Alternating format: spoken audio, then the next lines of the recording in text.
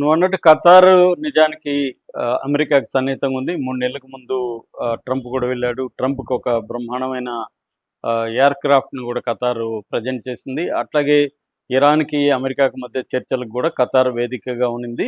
Steve Metcalfe American ప్రతినిధి కూడా ఖతార్‌లోనే ఇరాన్‌తో చర్చలు నడుపుతున్నాడు. అట్లాగే హమస్‌కి, ఇజ్రాయెల్‌కి మధ్య ఒక సీజ్ ఫైర్ సంధి కుదిర్చడానికి కూడా యాక్చువల్‌గా ఖతార్ వేదికగా ఉంది. అమెరికా ప్రతిపాదించినట్టుగానే ఖతార్ బిహేవ్ చేస్తుంది. అట్లాగే మొత్తం గల్ఫ్ దేశాల్లో అతిపెద్ద ఎయిర్ బేస్ అమెరికాకు ఉండేది కూడా ఖతార్‌లోనే. ఖతార్‌లో అల్ ఉదైద్ ఎయిర్ బేస్ అనేది అమెరికాకు ఉంది. అంతగా అమెరికాకు దగ్గరగా ఉన్న ఖతారు, శాంతి కోసం ప్రయత్నిస్తున్న ఖతార్ మీద ఇజ్రాయెల్ బాంబులు వేయడం ఒక్కసారిగా కలకలం లేపింది. సో ఇది ఎందుకు జరిగింది? ఇజ్రాయెల్ వెర్షన్ ఏంటి? ఖతార్ వెర్షన్ ఏంటి? అమెరికా ఏం చెప్తుంది? ఓవరాల్‌గా సిట్యుయేషను వారికి ఎస్కలేట్ అయ్యే అవకాశం ఉందా? అనే విషయాలు మనం చర్చించుకుందాం. సో నిన్న ఖతార్ సంబంధించిన దోహా, ఖతార్ రాజధాని దోహాలో ఒక రెసిడెన్షియల్ ఏరియాల్లోనే బాంబులు పడింది. దీన్ని ఎయిర్‌క్రాఫ్ట్, మిసైల్స్ ద్వారా చేశారు. గ్రౌండ్‌లో ఎవరు కూడా ఇజ్రాయెల్ సైనికులు గానీ ఎవరు గ్రౌండ్ లెవెల్‌లో లేరు. ఇది ఎయిర్ స్ట్రైక్ క్లియర్‌గా. సో ఒక స్కూల్ మీద కూడా బాంబు పడినట్టుగా చెప్తున్నారు. అట్లాగే అక్కడున్న రెసిడెన్షియల్ ఏరియాల మీద చెప్తున్నారు. సో దీన్ని ఇజ్రాయెల్‌కి సంబంధించిన షిన్బెట్ ఇంటెలిజెన్స్ అండ్ ఐడిఎఫ్ అంటే ఇజ్రాయెల్ డిఫెన్స్ ఫోర్సెస్ ఈ 2 కూడా ధృవీకరించాయి. మేము బాంబులు వేయడం వాస్తవమే, మా టార్గెట్ హమస్ నాయకులు అని. అక్కడ ఎందుకు హమస్ నాయకులు ఉన్నారంటే 2012 నుంచి కూడా ఖతారు హమస్ పొలిటికల్ లీడర్షిప్కి ఆశ్రయం కలిగిస్తుంది.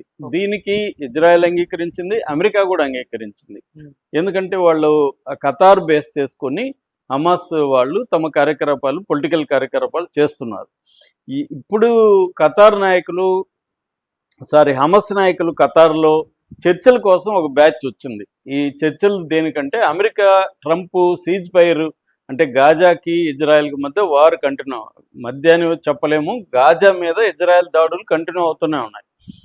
దానికి వాళ్ళు చెప్తున్నది ఏమంటే గాజాలో హమస్ వాళ్ళు కంప్లీట్గా సరెండర్ అయిపోవడం, చనిపోవడం వరకు మేము ఇది చేస్తాము అనేది చెప్తున్నారు. సో దానికి సంబంధించి గాజాలో ఉండే హమస్ కూడా అప్పుడప్పుడు రిటాలియేషన్ చేస్తుంది. మొన్ననే జెరూసలం మీద కూడా ఒక అటాక్ చేసింది. అట్లాగే ఇజ్రాయెల్కి సంబంధించి కొంతమంది సైనికులను కూడా అప్పుడప్పుడు అటాక్ చేసి చంపుతుంది హమస్.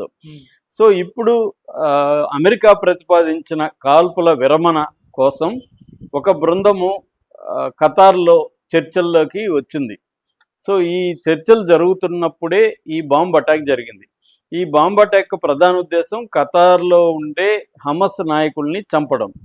ముఖ్యంగా ఖలీల్ అల్ హయ్యా అని డిప్యూటీ చీఫ్ అనమాట హమస్కి. అతన్ని చంపడం అనేది ప్రధాన టార్గెట్గా వాళ్ళు పెట్టుకున్నారు. అయితే అతను చావలేదు, అతని కొడుకు, అతని బాడీ గార్డ్ ఇద్దరు చనిపోయారు. మొత్తంగా 6 మంది హమస్ నాయకులు చనిపోయినట్టుగా చెప్తున్నారు. అట్లాగే కొంత ఖతార్కి సంబంధించి లెక్వియా అంటే ఇంటర్నల్ సెక్యూరిటీ చీఫ్ అల్ హుమైదీ అల్ డిజో అతను కూడా మరణించినట్టుగా ఖతార్ ప్రకటించింది. సో మామూలుగా అయితే ఖతార్ ఒక సావరన్ కంట్రీ. రెండోది అమెరికా, ఇజ్రాయెల్ ఒప్పుకున్న తర్వాతే 2012 నుంచి హమస్ నాయకులకి ఆశ్రయం కల్పిస్తుంది.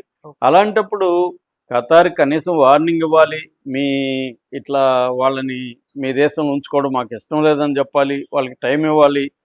అవేమీ లేకుండా సడన్గా వచ్చి అటాక్ చేయడం పట్ల అందరూ షాక్ తింటున్నారు ప్రపంచవ్యాప్తంగా. అంటే ఇజ్రాయెల్ నిరంతరం అరబ్ కంట్రీస్ మీద ఏదో కంట్రీస్ మీద దాడి చేస్తూనే ఉంది. గల్ఫ్ కంట్రీస్ కావచ్చు, మిడిల్ ఈస్ట్లో ముఖ్యంగా మనకి గాజా కావచ్చు, వెస్ట్ బ్యాంక్ ఈ రెండిట్లోనూ పాలస్తీనియన్లు ఉంటారు.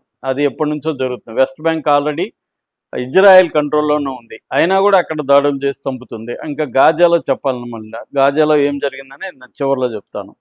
అట్లాగే లెబనాను, యెమెన్, తర్వాత సిరియా, ఇరాన్ వీటన్నిటి మీద ఎప్పటికప్పుడు ఇజ్రాయెల్ దాడులు చేస్తూనే ఉంది.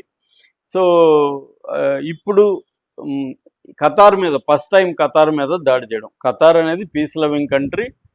రెండోది అమెరికాకి దగ్గరగా ఉన్న కంట్రీ. అమెరికా మొత్తం గల్ఫ్ కంట్రీస్‌లోనే అతిపెద్ద ఎయిర్ బేస్ ఉందంటేనే మనం అర్థం చేసుకోవచ్చు. అమెరికాకి, ఖతార్‌కి ఉండే మైత్రి.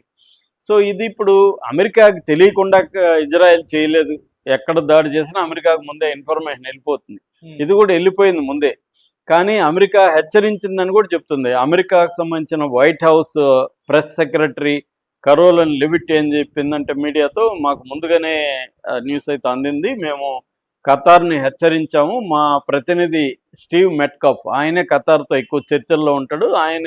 ఆయన ద్వారా ఖతార్‌ని మేము ముందుగానే అలర్ట్ చేశామని ఆమె ప్రకటించింది. కానీ ఖతార్‌కి సంబంధించిన ఫారిన్ మంత్రిత్వ శాఖ దీన్ని ఖండించింది. అసలు మాకు ముందుగా స్టీవ్ మెట్‌కాఫ్ చెప్పలేదు. ఆల్రెడీ బాంబింగ్ స్టార్ట్ అయినాక, బాంబింగ్ జరుగుతున్న టైంలోనే మాకు హెచ్చరికలు వచ్చాయి తప్ప ముందస్తు హెచ్చరిక రాలేదు అనేది ఖతార్ చెప్తుంది.